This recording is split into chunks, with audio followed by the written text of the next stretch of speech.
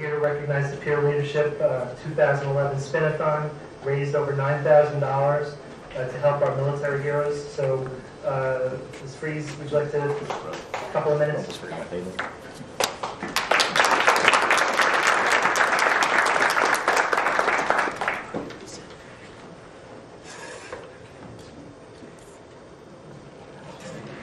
Thank you. Actually, I really didn't do anything. It was absolutely 100% all the work of the students, so I would like to just turn the microphone directly to them.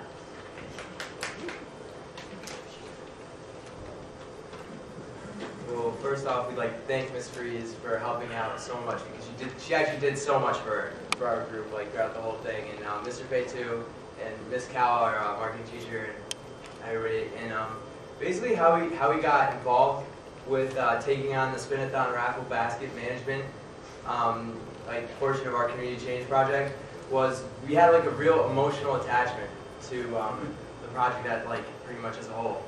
And because in early November, I ended up taking a trip down to DC with Ted Hollander, my mom Mary Beth Vandergrift, and Boy Hollander, all the co-founders of the Help Our Military Heroes organization. And I got a chance to see a van presentation to a family that needed a van, and I saw the previous van recipient, Sergeant Carlos Evans. And Sergeant Carlos Evans was so thankful that he saw the van, and that he had the van.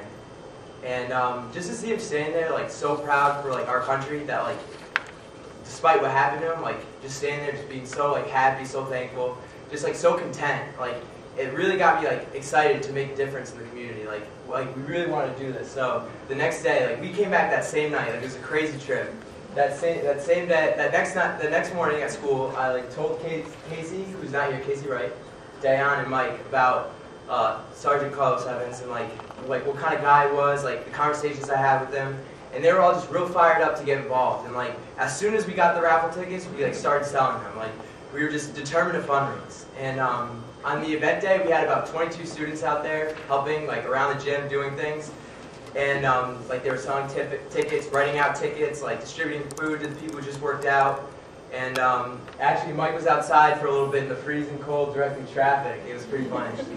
But yeah, I'd like to toss it over to Dan, and he's going to kind of talk about how we worked on the project and what kind of things we got into. How you doing, everybody? I'm Dan Rosado. I just want to talk a little bit about how we prepared for this project. Definitely when we first heard about this project, we knew it was going to be something big and something overwhelming. And we knew that we were going to have to work together as a group to get things done. It was a great experience, and we did so much to really make it successful. I mean, since the beginning of the year, myself, Andrew, Mike, Casey, and another classmate, Corey Dean, who's not here, who was part of the DECA portion of it, we were working our butts off, literally. I mean, we went from meeting to meeting, like every other day we had different meetings with Mrs. Hollander, and we really wanted to make this a success. We had the media, Miss Eileen Fitzgerald. She interviewed two of my classmates, and she really helped us out, get it out to the public, and we definitely appreciated that. That was great. Thank you for that. We had school assemblies where we talked to the students on community change, and they really bought into it, and I think that's how we raised so much money for this event. It was definitely a lot of work, but it was so worth it. Just the feeling that we all had after the event was done, it didn't matter how much work we did, because we knew that we did something that was so good for a family and somebody that helped us out. It was definitely well prepared, and if I had to do it all over again, I would do it in a second. Thank you. Alright, I'm going to talk. I gotta get my notes. The day before the spin-a-thon, me, Andrew, and Casey Wright went to the Marine League in Richfield, Connecticut, where actually Casey and I first, because Andrew had already met Carlos, Casey and I first met Carlos Evans.